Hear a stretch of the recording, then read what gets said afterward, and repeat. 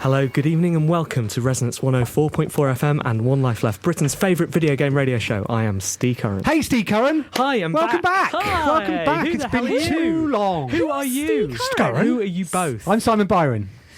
And I'm Anne Scantlebury. Oh, that's perfect. I haven't heard your voices for ages. Where have you been, Steve? I've been in Norway, I've been in Denmark, I've been around the world, assuming the rest of the world is those two countries. Right, excellent. Did you have a nice time? It was absolutely brilliant. How was the time here missing me? I assume everything went badly. Yeah, well, Anne did some sort of girls thing, Right. which I didn't listen to, but I said that I did. Hashtag everyday sex. No, I did listen to it. I thought it was very good. And then we did a show last week, and it was we excellent, did. wasn't it? It was a good It show went last really night. It well. went really well. I saw on Twitter, I saw the feedback from both shows, and it seems like both of those shows were the highest rated shows of the season. Yeah, well, now we can beat that together, can't we? Let's assume that 3 is better than 2 is Yes, better than 1. good to have you back, Steve. It was a slightly frenetic show last week. It is It's because we awesome use to be- Skype. I was going to say, how did that go? It went okay, apart from when Simon was trying to put the mics up when we were in the middle of just chatting and trying to say goodbye. Other than that, it went really great. Yeah, it's good. We should do it again. Yeah, Yeah, it was good. definitely. Really good just being able to call people up. Cara, it was great. It was Yep. great to hear from her. So, So if you want to be our friends, friend us on Skype. mind us calling. We've got some friends in the studio, though. We've got Alasdair Evans from Laughing Jackal. Hello. Hello. How are you? I'm not too bad, thanks. Thanks ever so much for coming in. No, pleasure. Alistair's doing a game which I really, really, really like the look of, and we do a radio show, so we have some sort of power to get them in. We were playing that earlier. We'll be talking to you later on. We're also we're joined. That's the wrong verb there, isn't it? Viewed. We're also being viewed by a gentleman called Simon. Hello, Simon. Hello. Hello. How are you doing? Good, good. So you're sitting in the corner. Why are you sitting in the corner today? Have you been naughty? You told me so. Do you remember in the good old days, in the old Resonance studio, when we used to occasionally have interns? Yeah. Right. And we once played a song with swearing in. Oh yes, yeah. He just giggled. Those are the days. So you're our intern for the day, are you, Simon? Yes. Excellent. Can you pop out and get us a tin of stripy paint?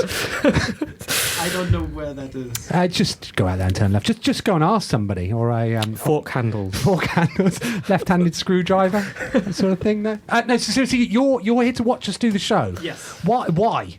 Why would you do that? So that I can see how you do the show. Okay. How do you think it's going so far? Good, good. Do you like? Probably the bit where we're talking to a man who's off mic. Is Exactly. Did you like the bit where, literally just before we went on air, Steve was shouting, "Get out!" at the people who were here, and then immediately went, "Oh, you're listening to One Life Left." Did you notice that? Yeah, there was. He's some sort of. He does that to us all the time. That's absolute professionalism. As soon as the Exactly. mics are up, we're on. Thanks, Anne.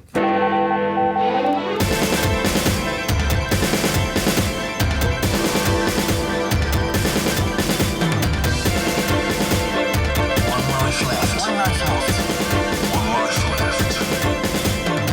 One life left. Video game news with Anne Scantlebury. It's 7:04 on Monday the 20th of October. I'm Anne Scantlebury and this is the news. Game critic Anita Sarkeesian was forced to cancel a talk at Utah State University following an anonymous email threatening the deadliest school shooting in American history if the talk went ahead. Security at the event was to be increased, but because of Utah's open carry laws, police would not perform firearm searches. This follows a spate of harassment and threats against women in the games industry. In the UK, the House of Lords is to debate a bill next week that will increase the sentencing of people using the internet as a harassment tool to 2 years for the most severe cases. What's been happening? This is terrible, Simon. Is this within the last week? I crikey, it's been rumbling on, isn't it? And Yeah. it's been escalating. Yeah, Yeah, terrible business. it's really grim. All of that was grim. So why did you pick it for the first news It's story? also important. Yeah, dreadful what's happened. And then, the government's going to introduce 2 years. Yeah. What's the worst thing you've said on the internet to anybody? I know. I tend to take the view that if you're not going to say anything nice, don't say anything at all, and maybe do a joke instead. I argued with Alex Ward on the internet once when I didn't think Burnout was particularly good. And I remember arguing with somebody about Star Wars on the Edge forums once, Steve. Didn't you get in trouble with a lady from Coronation Street as well? I did, yes. I did. I made a joke about me having having cancer. This doesn't sound like a funny joke. It wasn't. It was funny though because it was so shocking. So, Yeah. But yeah, I mean, she called me an idiot. But I didn't make a joke at her. No, you didn't. No, You didn't. right? So that's. And I learned my different, lesson. isn't it? You 'Cause weren't trolling, you so were you're an idiot. safe. It's interesting. There was all of that fuss on Twitter when that dude said he was going to blow up Nottingham Airport, right? And he got in trouble, didn't he? Yeah, Didn't he he? got in a lot of trouble. He got in trouble. Would this law affect that sort of thing, or is it just for people being mean on the internet? Well, it's the miscommunications. Okay. Or it's something like that. If you, Some one of those bills. for listeners looking will at- not have been able to see the way Anne spoke out the side of her mouth there and glanced sideways at Simon. Yeah, not certain. There was somebody on the radio being interviewed this Malicious morning communications, about that's it. Okay. what did this person do, but they went to prison for it for 56 days. But then on the Kotaku in Action subreddit that I read very frequently, Why? I just like to keep an eye on things, Steve. They would be so much better. Well, this goes against the First Amendment. This does. Yeah, What? apparently. If that's the First Amendment, being not able sure to troll. I'm not sure we have a First Amendment here. No, Well, actually, they're in assume we America, do. aren't they? Because they also carry guns. We must have a First Amendment because presumably something has been amended Oh, yeah. at some Yeah, point. I wonder what that I is. wonder what it is. Like the first law that got amended here. But it's something silly. Can't have a go. But yeah, no. street. Apparently, this it's against free speech. This sort of thing, Oh, not being able Lord. to call. No. Exactly. No. Free speech doesn't mean you have the freedom to be a jerk. Exactly. Actually, does it? Yes. The BBC is looking to exterminate the lack of coding skills in children. A new Doctor Who game voiced by Peter Capaldi that aims to teach kids basic coding skills has been announced. A PC version of the game will be free to download from the CBBC website on Wednesday the 22nd, with a tablet version coming later in the year. As long as the developers don't confuse Doctor Who with Malcolm Tucker, everything should go just fine. Oh yeah, because he played Malcolm Tucker. I've never seen anybody reference that, Anne. Nobody's ever Imagine done it if he did that. before. If he did the Nobody's ever swears. done it This is excellent news. I saw this this morning. Yeah. Remind me of the time that I worked on the Doctor Who adventure games. It's written by the same guy, Phil Ford. Yes. So that's good. And there's lots of this at the moment, teaching kids to code. Well, it's the future. I believe that coding is the future. Yeah, so I'm looking forward to playing around with that myself. What? But you've already made a game. Yeah, but I've this is teaching you other things, isn't it? Or things that would help me make a game. Do you just think that it'll help you be better than the kids? Exactly. You've got to keep ahead of the game. Also, Simon's read a story before, but it doesn't mean he doesn't like reading more stories about exactly Doctor what I Who. was just about to say. Yeah. Steve, thanks for backing me up. Alistair, how, did you see this news this morning? I didn't, but I've seen similar rumblings of a like nature. Is it, do you? It's a good thing getting kids to code, or would you prefer to be a professional game developer yourself? No, I think everyone should be able to code. I agree. I think everyone probably can code to some degree. Right, it's just getting them over the first hurdle, isn't it? And I think it's great that the BBC is taking an initiative to do this. I've seen quite a few web applications and board games teaching kids to teaching them the logic. But that's not on a computer. How can you teach a kid to do something that's going to be on a computer in a board game? Because it's all about structure and stuff. Look, I've made a game, Anne, and you haven't, so it's fine. Jade Raymond has left Ubisoft after 10 years with the company. Raymond decided to leave her position as studio head at Ubisoft Toronto to pursue new opportunities, explaining, "The Toronto studio is strong and on a solid path. I'm confident that now is a good time for me to transition leadership of the studio to Alex and to pursue my other ambitions and new opportunities." The Alex she's talking about is Alexander Parizeau, who will take the position of managing director. Good luck, Jade, and let's hope that you're not on the Splinter Cell blacklist when applying for new jobs. Joke. Transitioning leadership, that's a bit like consciously uncoupling, is it? It seems a bit strange. Euphemistic. Yeah. But the leadership is transitioning from one person to another. It's a pretty accurate description. It's also moving. Oh, I'm moving leadership. Yeah.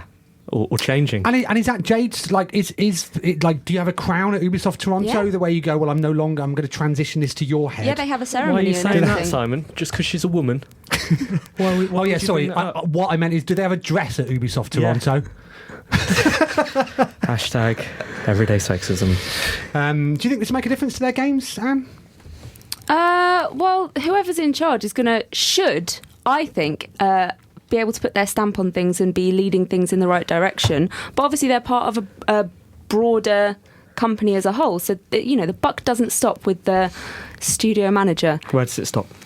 At the top. It has to stop at the top. Right, where's that? Who owns it? There's a CEO somewhere. Mr. Ubisoft. Mr. Ubi. Yeah, he's in charge. Alistair, how does it work at Laughing Jackal? How do you transition Where leadership? does Who's got the crown? Who has the buck? Our director's got the crown, but Okay. it doesn't really transition. It sort of just stays. So the same. what's the name of this director? Mr. Khaled. Jackal. Sorry? Khaled. Khaled. And Yeah. you say that it doesn't really transition. Is that because is that something you'd like to happen? Not really. Okay. I'm more interested in just sort of getting on with it and not worrying about all that. Doing the job. Yeah. Just get on with it. Doing my job. Okay, good. Exactly. Right. So Jade won't be turning up there then? No. So she's going to have to find somewhere else to go. Something else to spare do with her crown? days. Where would you find such a thing? Who's looking for a leader at the moment? Interesting. Are we? No. I'm back. Steve's got to wrestle that crown quickly off us again, didn't he? Google has announced the Nexus Player, a $99 Android console. It's a very small box that will let you play games and stream that media you like. It will have 8GB in storage, 1GB of RAM, and an incredible 1.8 GHz quad-core processor. Shut everything down, this is incredible! There'll be a microphone for voice controls, and you can buy a controller for non-voice controls. It's out in North America on the 3rd of November. You should probably leave your family, buy 4 of these, and you'll be happy for the rest of your life. Hallelujah. Hallelujah. That's a Marioki joke. You can hear that at our next Thursday on the 19th of November. Which is a Wednesday. How do we think that news went down at Ouya HQ? What, that we were singing that? Yeah, exactly. Their crowns fell off, didn't they? Simon, this sounds like one of those sort of things you. It does, you'll doesn't buy. it? It does. And do you know what? I was surprised by not being that interested in it. But it's only $99. Like, yeah, I know. What's that in? That'll What's that in be pounds? £100. It Oh, will yeah, be. yeah. I would have thought when you take It's that. only sort. £100. Yeah, but it doesn't do anything that I can't already do. Yeah, but that's what you like, isn't it? I guess so. Yeah. I've not got. So the Kindle Fire TV's out this week as well, isn't it? Are you going to do a news story about that, Anna, or are you in bed with Google? That sounds TV. Like, that says TV in it. Well, this is what. That's essentially what the Nexus yeah, but this Player says is. console, and that is Well, it more says games player. than TV. Nexus Fire is a console. Yeah, that's. Oh, is it?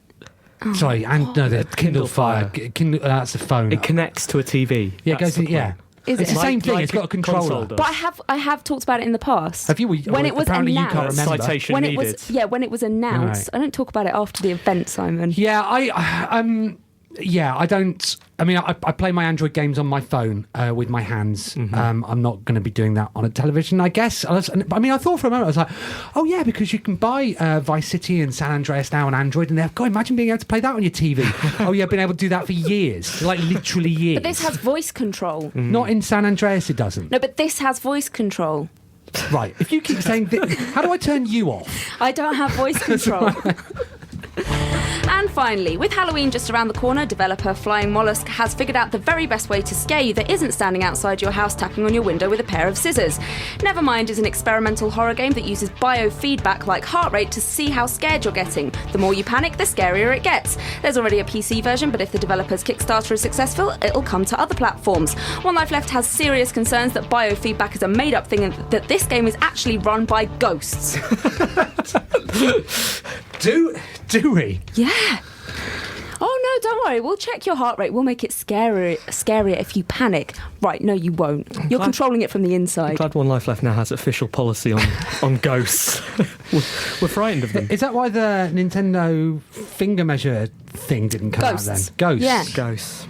That was a poltergeist just squeezing your finger lightly. Have you played Alien Isolation, Simon? I have, yes, I have. Because I've read a lot of people having a good time with that game. It sounds excellent if you like being terrified. Well, that's interesting. I've only played the first hour of it. At the moment, it's essentially gone home. It's just walking around a space station. Oh, I really like that. No, yeah, Is I'm it sure slightly creepy though? Well, so it's a very different type of game, I understand, and it takes a while to build attention. So I'm being slightly facetious, but but I haven't seen an Alien yet. Did you see one in Gone Home? No, exactly. So that's what I mean. It's like so Gone you got Home. That ending. Yeah, that's right.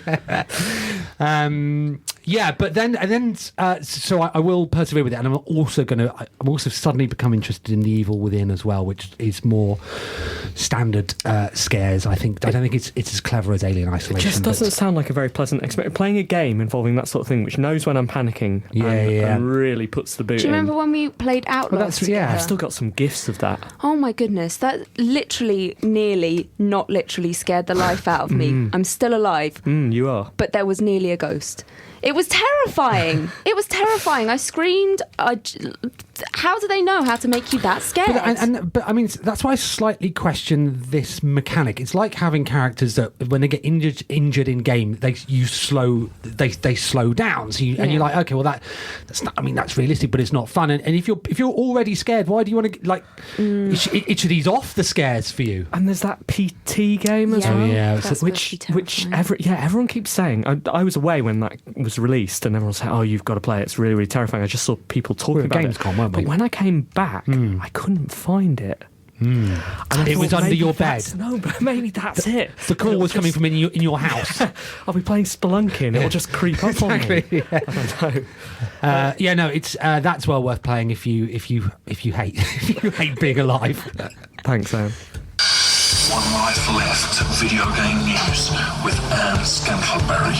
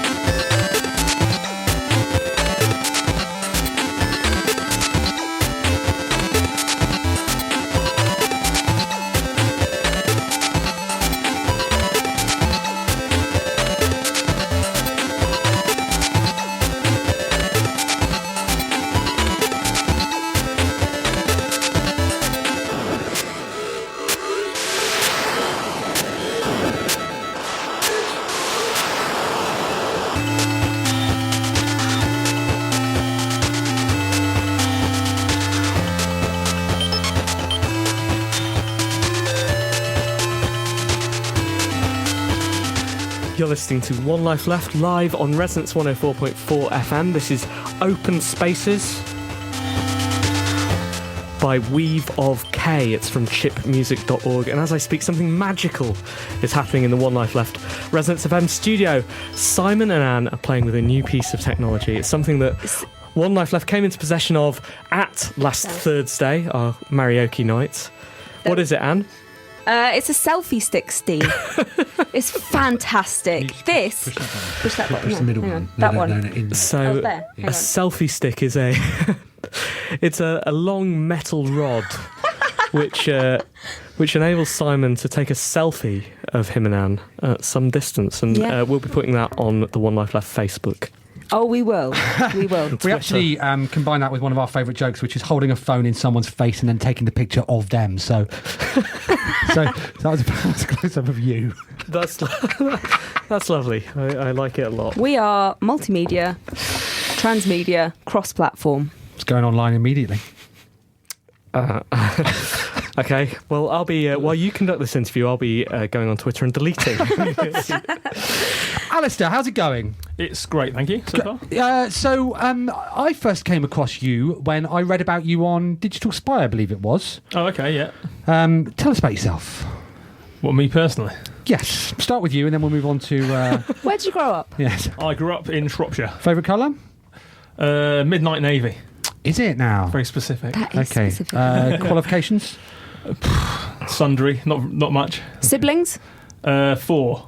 Who do you hate in the games industry? Mostly myself. Oh. Is this going to turn into therapy? It may do.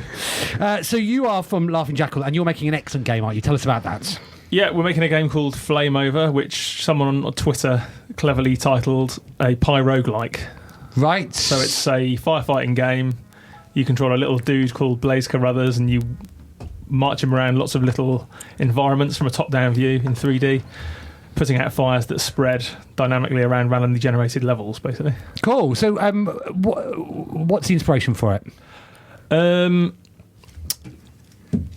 It's kind of at a sort of DNA basic level. It's kind of inspired by Spelunky and roguelikes generally. So like a 4 level structure. Right. But in terms of the gameplay itself, I used to like the Fireman and some other firefighting games, and I was subjected to a fire safety seminar. Right. Sort of not volunteered, but sort of passively. Is this like those driving courses you get on when you speed, and then basically you set fire to No. something, and I guess I've got a reputation for being one of those people who just says yes to things. So I was opted into being a fire marshal, mostly Right. because I got a jacket that said marshal on it. excellent. So I thought it was quite handy for paintballing, maybe. Okay. But yeah, so I had to sit through this thing, and as I was sat there looking at a video about the chemistry of fire, I thought this might be kind of an interesting thing to try and create in a game. Plus, I was playing a lot of roguelikes at the time. So it's a roguelike in that you randomly create 4. Is it 4 stories? Four So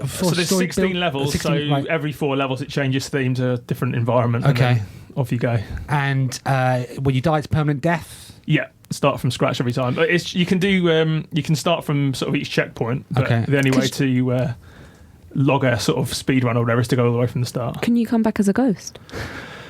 You can't. There is kind of a supernatural element. There's a little Grim Reaper who, when you run out of time, he chases you around. He doesn't get burnt by fires, and he doesn't worry about things like collision. So he just comes straight through everything. And if he touches you, that's it. It's on Vita. That's the version I had a very quick Yep. go on upstairs. Is it on any of the other PlayStation consoles? Yeah, it's going to be on PS4 Okay.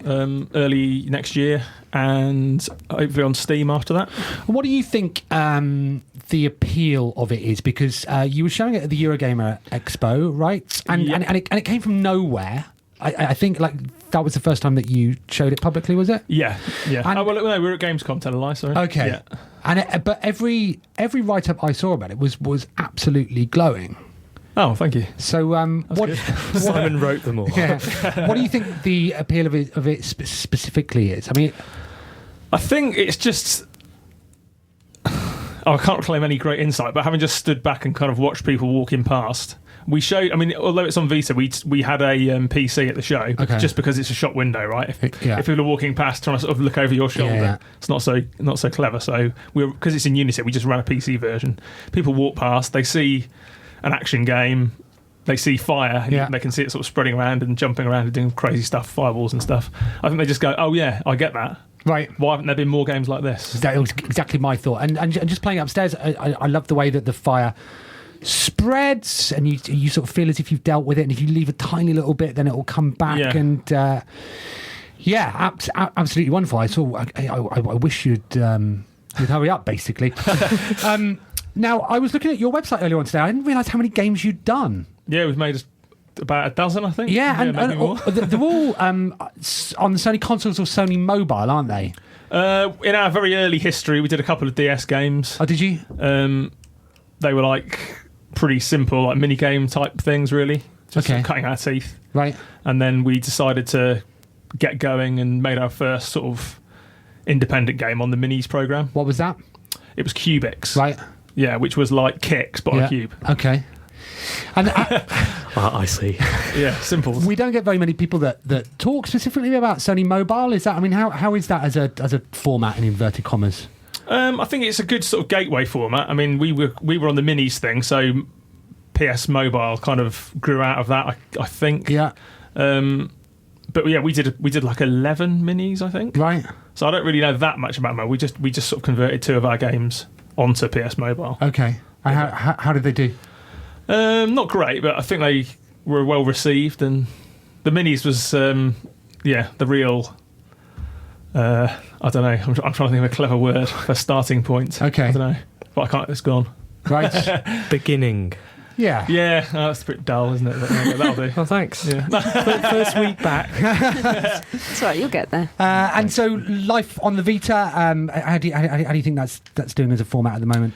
I think it is becoming a very interesting place to be, especially for indie devs, because there is really no barrier for entry anymore, and it's kind of PlayStation consoles generally are kind of unique in that respect now. I think you can get like a legitimacy. Like if you've done a game on a console, people think, they must be sort of proper. Right. So, I mean, that's something that even Mike Bithell has said, isn't it? That it was up until Thomas Was Alone was in a box, even though it was on a box. It's like it wasn't really on a box, but yeah, that's when people sort of. Yeah, there's some sort of it. external gatekeeper that gives it a bit of a sheen, and Sony have been ultra supportive. I can't say enough good about them, really. Yeah. They've got us, what are we now, 12 games in or 13 games? Loyal. Yeah, why not? Quite right. They're cool guys. Good. Yeah, Inauguration.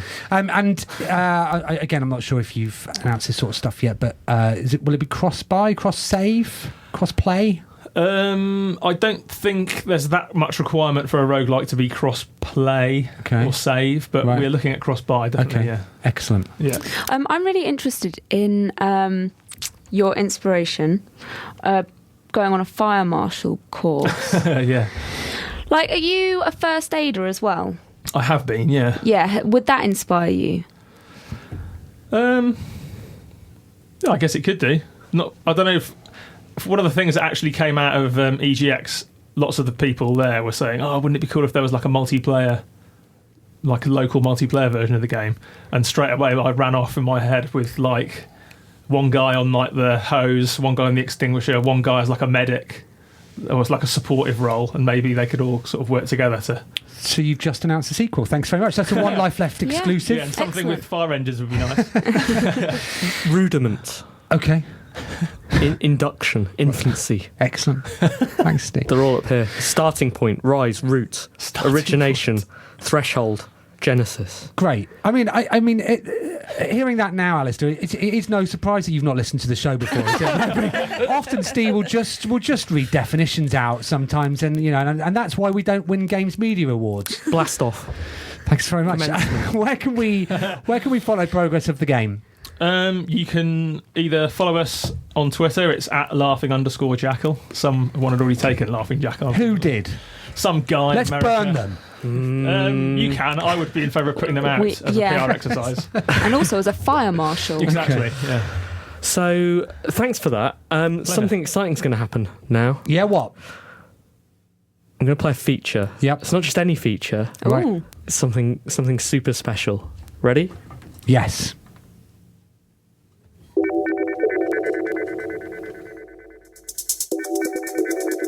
The recent closure of my game shop neighbour Playtime Video Games has made me feel a bit nostalgic for things that have gone.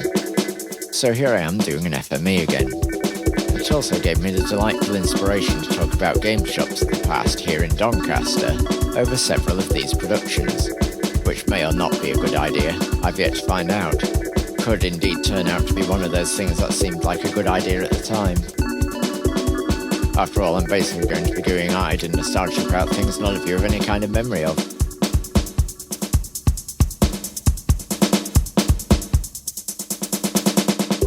Anyway, I might as well start with Playtime, who have just closed. A small independent game shop of the modern era that I encountered in pre-free market economist days. Somewhere near the end of the PS1 era. A nice clean and modern shop. Standout characteristics included having reasonable prices, a few interesting import games, and completely lovely, friendly staff.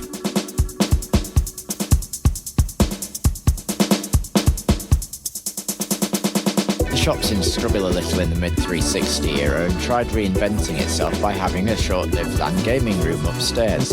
Several other reconfigurings of the layout and products found that they couldn't compete once CEX moved into town. CEX offering trade-in prices largely the same as Playtime's brand new selling price undoubtedly made it difficult to attract custom.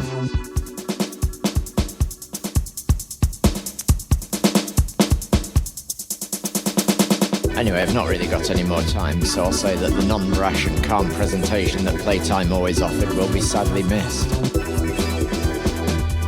Anyway, I'm Derek Williams, and for a limited time only, my free market economy is back.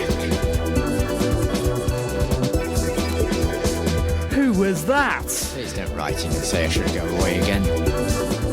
Was he talking to you then? Is he live?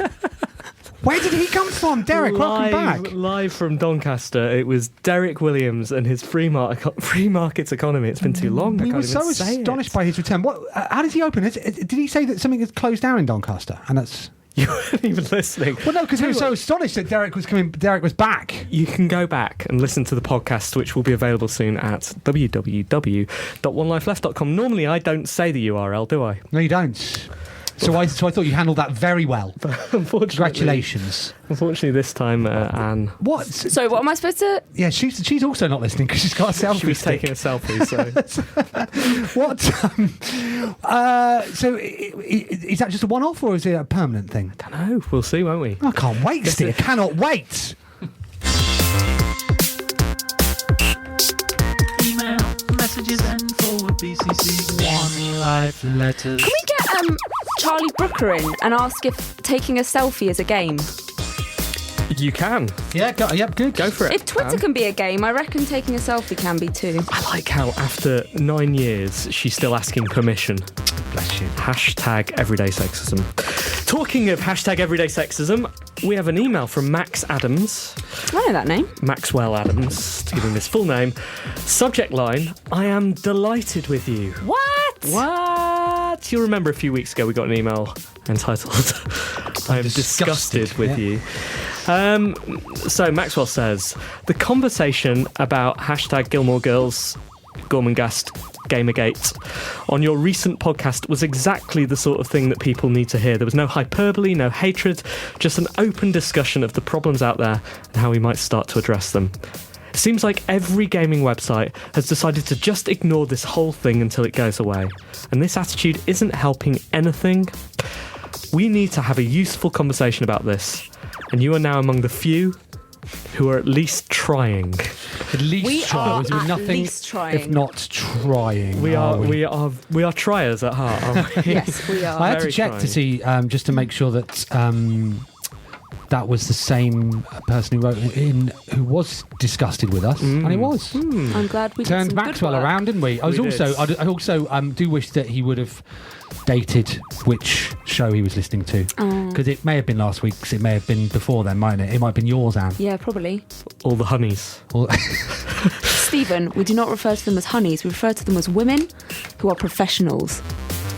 I refer to Simon as a honey. Exactly, Anne. Stop being sexist. Why can't Simon be a honey? Yeah, well, we'll just take a look at the selfies. it's obvious. Although this week's other Gamergate news is that people are actually coming out and standing up for it now, or against it, I should say. Don't stand I up. do get confused. Yeah. We are It's against when you it. stand up. It's not standing up for cancer. You're not raising money for cancer. Right. You're raising money against it. I did wonder. Yeah. That's why that woman from Coronation Street got furious at you. You just said it wrong, Simon. Right, okay, fair enough. So lots of websites have been mentioning it this week, and so do we think it will still be around next week, Anne? Yeah. Will we have a news story on it next week? I hope not. I hope that... If only there was some way of you not doing a story on it then, Anne. Well, if there continues being terrible, very newsworthy things happening, we will keep talking about it. I hope that it sort of dies out. Did you read Parko's article?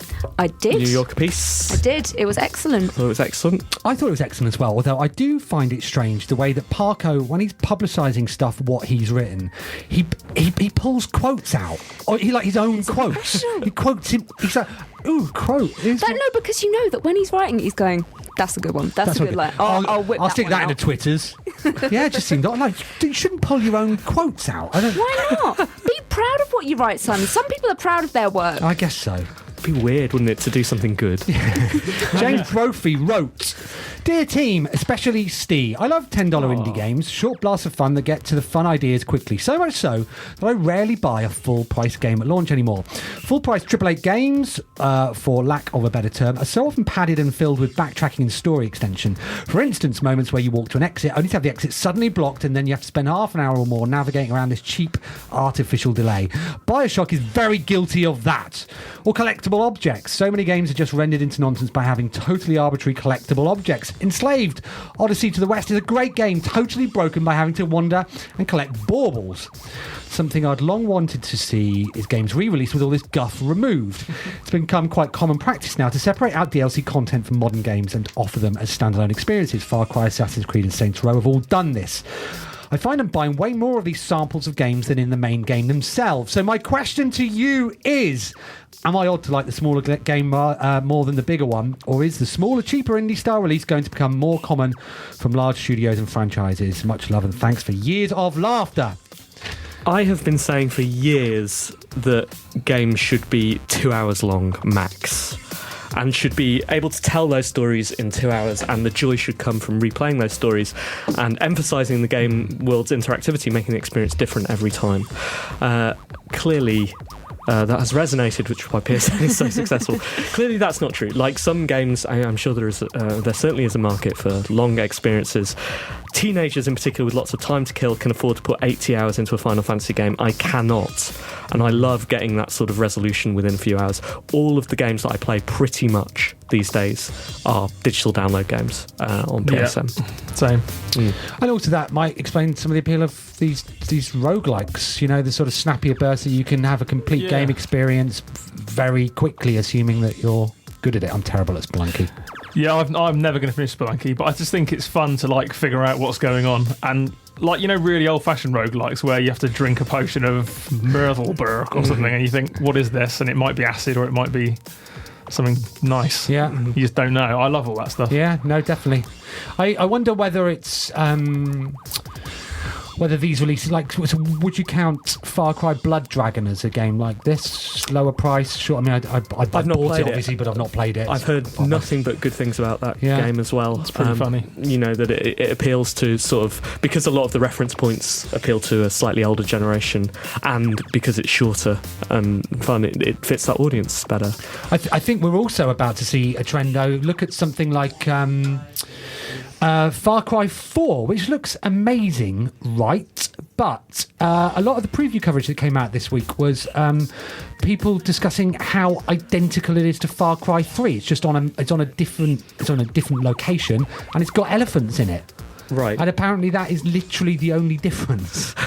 So yeah. But isn't that okay? And isn't that how, you know, how people playing Call of Duty 3 want more of the same for Call of Duty 4. They want different maps and different weapons, but it's effectively the same game, and I assume that that's basically the same with Far Cry as well. Yeah, I mean, Far Cry 3 was spectacular. You know, I don't think there's anything necessarily wrong with that.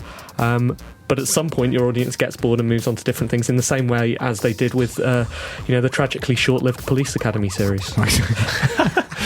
I think I've long suspected that Ubisoft are converging all of their games into one thing. I've thought that as well. In fact, you may have, if you'd listened to the show before, you would have heard me say that during our GDC specials. You know, I absolutely they're all becoming each other, aren't they? They're all borrowing bits of it. And actually, I think for the Splinter Cell series in particular, where I felt that was most obvious, I think it's really benefited the game. The idea that you're giving different abilities abilities to a character that has, up until then not shown such manoeuvrability and the daily challenges and all of that sort of stuff. I think they've definitely hit on a model that can be applied to different games. But it's at the same time that homogenisation of video games, particularly within Ubisoft, has killed Ghost Recon as the game that we loved, right? Oh no, but have you seen Ghost Recon Siege? Tom Clancy's Siege coming? No. Oh my god, Is it it? looks phenomenal. Yeah, but is it what so we some want? of you some of you play terrorist guarding the hostage in a big house, and the others are you guys That's going in. Rainbow Six, isn't it? Sorry, yes. Sorry. Sorry, Rainbow Six Siege. Yeah, Yeah, sorry. that's No, cool. you're That's not the same thing. But I think it's a similar game in that you have defined objectives, different ways of doing it. I read it and thought, okay, well, this is at least going back towards the sort of thing. Because what you and I do not want is Destiny or that stuff. Well, what I want particularly is 100% co-op. Yes. Like, I don't want to be playing against anybody. Oh, so you will be able to play against computer terrorists. I'm in. Okay, good. Thank goodness that the industry has listened to you, Steve, Yeah, no. and is giving you exactly what you want. Yeah, thanks for the letter as well. Yes. Hello, you three, possibly four, possibly more lovely people. My girlfriend and I have recently taken to playing games together of an evening. By this I mean we're playing Hatful Boyfriend, making decisions by committee, or Gone Home with me driving and her navigating. Can you think of games that, for want of a better word, gamers and non-gamers can enjoy together? Pip pip, Robert. Yes. Yes, me too. Ho-Hokum. Okay. Ho-Hokum, I think, is one of the best video games that I've played recently for not playing, for just people sitting around watching as someone else steers around the universe and says, try this, do this, solve problems. Had a really good time on Saturday night doing that, and a couple of weeks before that as well. Totally recommend it to everyone. I think it's a phenomenal piece of work. Recently at the weekend, I was playing Alien Isolation whilst my wife was watching, and we often do that with scary games. So, Really? So those games. Is that to give you an excuse to hug? So I go, we don't need. hold me. We don't need an excuse. Yeah, of course you don't. I was talking about this at the weekend, and I have in the past Right. So for the benefit of those listeners, just bring you in on my conversations. weren't there. I had played LA Noire, where I didn't play it. I watched it and went, "Oh, go over there. Look in that." No, she twitched. It was definitely her. She did. That's sexist. Yeah. There were female characters in it as well, Simon. Okay, but why her specifically? Men can twitch as well. Was she a honey? Alasdair, Yes. any games you like to play with a partner? Not really. We're quite opposite. So Professor Layton was a good one where we took chip in together. But I mostly play games alone. Right. Sad to say. No, it's fine. Yeah. Good. Thanks for letters, guys. Did we say who that was from? That was from Weasel Spoon. Right, okay. Well, for the benefit of those that weren't Sorry. hanging out with you at the weekend. Robert Wells. Right. Thanks for letters. Please do keep them coming. Team at onelifeleft.com.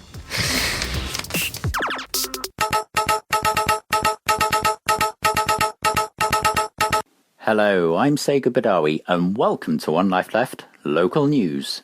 The Irish entrepreneur, philanthropist and occasional singer Atlas from Bioshock has apologised for inserting his latest plasmids into people's homes. Apparently, Atlas and the Adam's Apple Corporation felt that the public would find the ability to rattle and hum useful. Householders were angry that these skills were provided and could not be removed from their consoles. They also said that Atlas's plasmids were not as good as they used to be, like when he gave them the elevation skill. We put the allegations to Atlas and he apologised, saying he didn't realise that it would offend people. He also denied the accusation that he had offshored his business for tax purposes, and said that for legal reasons he was now based undershore, which actually saved him even more money. Thanks, and back to your usual programming.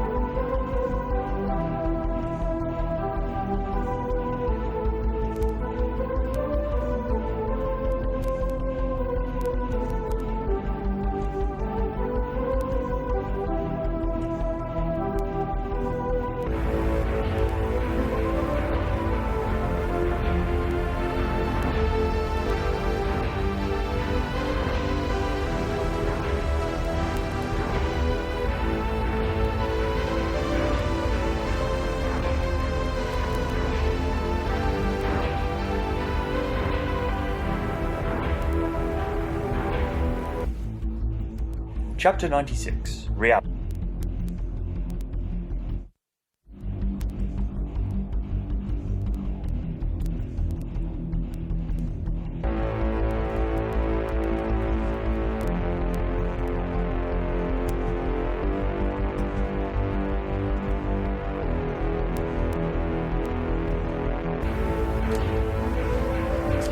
You're listening to One Life Left on Resonance 104.4 FM, and for a moment there you heard a brief preview of what's coming up next. We were just talking about Nottingham, weren't we? As we like to do. Not in relation to the tweet we received just now from Ben Hall, which said Robin Hood Airport Right. is not in Nottingham, it's in Doncaster. Sorry, Wait, Ben. did he say Sorry, Ben. Doncaster? Is that true? That can't be, because that's where Derek's from. Everything's tying up this episode. And Derek is a honey, to be fair, as well. It's unbelievable. Yeah, Anyway, Doncaster. yeah, sorry about that. Sorry, that Nottingham must be furious that Doncaster got that. Yeah. After everything we've done for the brand. Oh dear. Talking of the Robin Hood brand, we're going to go and enhance it, aren't we, on the 30th? Oh, yeah. Halloween. By Yeah, it's going to be Halloween. attending 31st. Nottingham Game City, which only One Life Left call Nottingham Game City. Yeah, we had that confirmed. But that's fine, because we do what we want. And on the Friday night, we will be doing Video game karaoke. We're Karaoke. on at 9 karaoke. We're on at 9 o'clock sharp. Are we? Sharp. That's quite late for us. That is It is quite late. late. Well, you know why, don't we? We're on after Bithell. Oh, for God's sake, again. And you know what he's like? He's like, I don't want any other event. You know, I was having. I won't go on after 7 o'clock. Exactly. I shouldn't be saying this really because this is bigging up his event. But Right. I was chatting to Bithell about this the other night. Right. Apparently, he's got canapes. What? Is he? Yes. Let's go and eat all his canapes and then sing. Canapes. Right, well, we've got what's better than canapes? Actual food. Yeah, We've got exactly. Yeah. steak. Let's have. Yeah. We've got a cow. You can just Yeah, slice some off exactly. He's it. going to lick a cow at our event. Yeah, 9 o'clock. It's going to be good. We've got loads of songs now, Nottingham. Yeah. Remember last time you saw us? How many did we have? We had yeah. like about 40 songs, I didn't think we? we had about 40 songs last time. Now we've got 126. We'll have more by Nottingham. You owe us one, Scanters. Oh, yeah. But we'll have Yeah. we'll have a few more. Are we going to have some scary ones? Because it is Halloween. We do. One of our contributors has written a song about alien isolation already. And are we going to encourage people to dress up? Yeah, I mean, put some clothes on. I mean, let's start the night like that, shall we? Who knows how it'll end? Yeah. Not rule anything out. Okay, it's time for our second or third feature of the show. Third features. This is Super Roger World. About 10 years ago, my agent pointed out to me that I should be aiming to appear in more open-world games. And as much as it would be admitting that I was essentially beyond starring roles, I have to say that I could do with the money, as one of the walls of my bedsit had recently collapsed, killing one of my cats and leaving me dangerously exposed to the elements. You see, appearing in an open-world game is literally a full-time job, and in the same way that Big Brother and I'm a Celebrity can only get the dregs of so-called celebrities, open-world games are full of actors so desperate to work that they're willing to put aside vast amounts of time under the scrutiny of the player. Bethesda essentially asked me to man a potion shop in Skyrim for a full year in real time to make sure that if the player character dropped in on my life at any point, I would be doing something interesting. The most frustrating thing is that when playing the game, most players would take an instant dislike to me, murder me, and steal all my potions, undermining my year of hard work. It was poorly paid, time-consuming, and artistically bereft, but let's call it a learning experience. After all, I'm still getting work. Off the back of my time in Skyrim, I got a job as a shopkeeper in Destiny, a $500 million game which, as we all know, can be finished in just under 28 minutes, and which required me to be on set for 90 seconds. Ka-ching!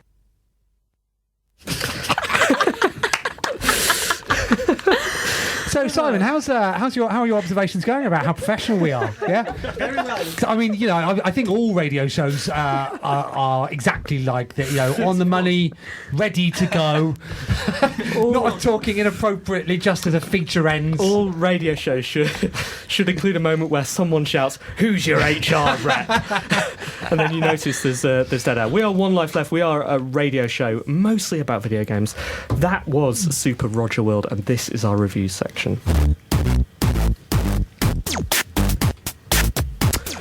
So, who's been playing any video games? Well, I've been playing Alien Isolation, which I've told you all about, yeah, but I haven't really played an hour of it so far. But yeah, there's a tremendous sense of foreboding. I hope that there's an alien in it, otherwise it's just a joke that everyone's played on me. But yeah, it looks nice. It's on PlayStation 4, very pretty. But there is a tremendous sense of foreboding, though. There is, yeah, because you know that there is an alien on the ship. So yeah, it's unusually the previous Alien games have been usually sort of shooty games with predators in, or games that the developer that was paid to make it hasn't been bothered to make itself and has subcontracted it out. This one, though, has been made by the Creative Assembly, who are more known for their strategy games than their first-person survival horrors. And does it show? It's been written by a friend of the show, Will Porter. Oh. And so the story ties in. You play Ripley's daughter, sent on a mission for the company. Stuff goes wrong, and now I'm alone, or in theory alone, on a space station, and. If I was Ripley's daughter, I'd be staying out of space. Exactly, yeah. You see what? Yeah, although, yeah. I mean, she said she's not seen what's happened to her mum, but I mean, that's in Alien 3, isn't it? I think seen it by now. It's been out ages. You can probably get it on Netflix. But yeah, I'm enjoying it. It's a very different type of game. So very atmospheric. Yeah, I know it's going to scare the pants off me. Out of you. Of me. It's going to scare the pants out of me. Yeah, exactly. Which wow. Won't be nice for anybody. That's quite an endorsement. Those watching me playing it. 7 out of 10. And what have you been playing? So I started playing this a little while ago, and then I picked it up again this week. It is 12. Oh, I want to play that. Bossa Studios. But I don't want to buy it. So haven't. Okay. I mean, you can borrow my copy if you want. No, it doesn't really transfer. I will get it. Yeah, it's good. I was having a lovely time doing it, and then I read that it was a kids' maths game, and I thought, am I learning? I shouldn't be learning whilst I'm playing. So you are the number 12, and you go about. You go around. And you have to pick up numbers. Certain numbers can do certain things, like like the number 9 can jump really high, and so you go and you pick up these numbers and you take them with you, and then you find this little machine that is either an adding or a subtracting machine or whatever, and then you add the number to you, and then you, the number 12, minus 3 becomes a 9, and then you can jump really high, and then you find the next one for when you have to do the next little thing. It's really good. It's lovely. Although maths is hard. Sometimes maths is hard. Yeah, I had a nice time. 7 out of 10. Alasdair. Yes. What have you been playing? I've been playing mostly iPhone games, I'm afraid to say. That's fine. Anne's just literally reviewed one herself. Oh, it's actually Cool. an iPad. It's not available on the iPhone. iPad? Yeah. Have you got an iPad It's now? an iPad mini. How long have you had this that for? is mini. Oh, I've actually borrowed it. Whose is it? Oh, it's Matt. Okay. What's it got on it? It's for me to know. Okay, so you've been playing iPhone games. Yeah. What have you been playing? This week I've been playing Inferno 2, which is it's a bit like sort of Gauntlet, only just with Only not licensed. circly looking things. That's by Radiant Games. It is, isn't yeah. I like his games. Yeah, me too. They're pretty cool. They've all got a very similar sort of aesthetic, haven't they? Yes. They're all kind of shiny, neon-y, circly stuff. I like them too. But it's like, go around a maze-ish level. There's hidden stuff you can upgrade and get different bullet types and switch them as you go through the level. Little drones follow you around. There's missiles and cool stuff like that, and keys and what have you. 7 out of 10. Good job. So I was going to review Pix the Cat. Has anyone played that? No, but I've heard of it because it says cat. Right. Yeah.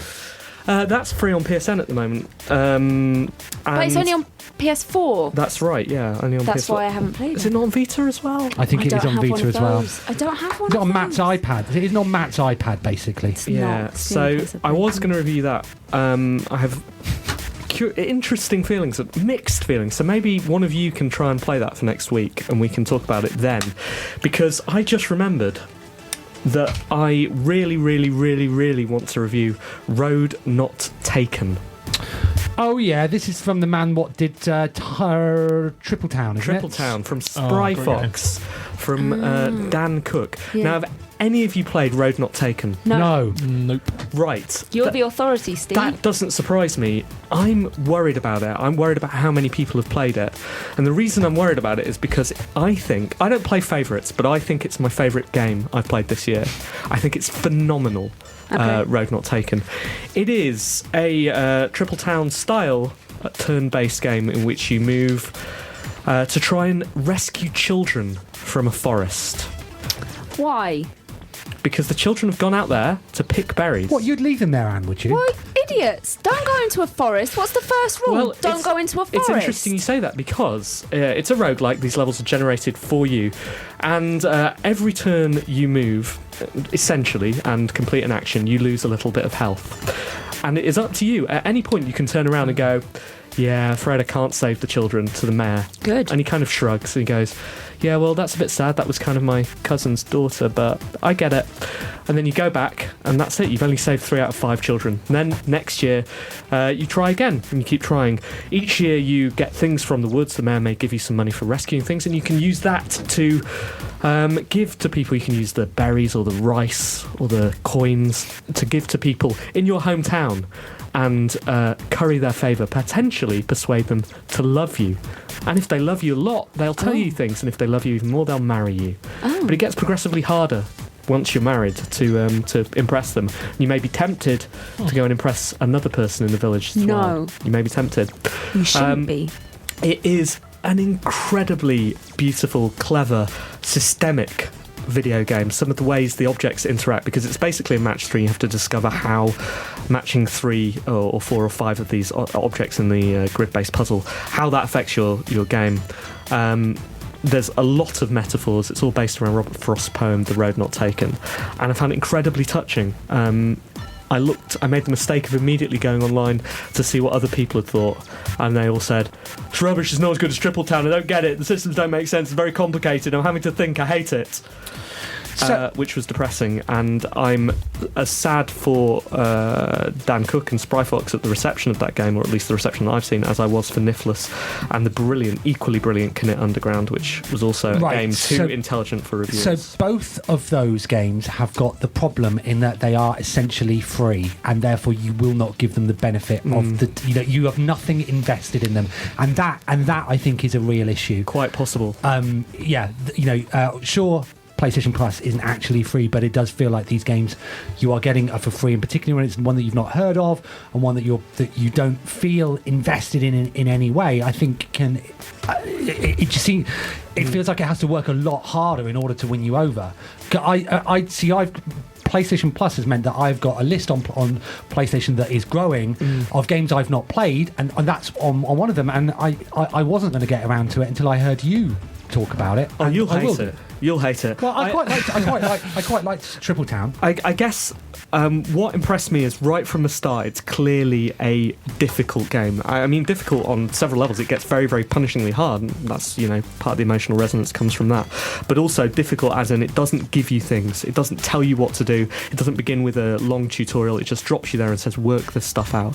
And for me, that's the sort of thing I like about video games. I like spending that 2 hours that I've got exploring the systems and learning things and having to think. I think a lot of other people don't, and you're right, when it's free, some people will just want that instant reward. It's not an instantly rewarding game, but it is fascinating, interesting and compelling, and it's a solid 7 out of 10. Well, you've convinced me, Steve, and Awesome. Hopefully it will convince the listeners too.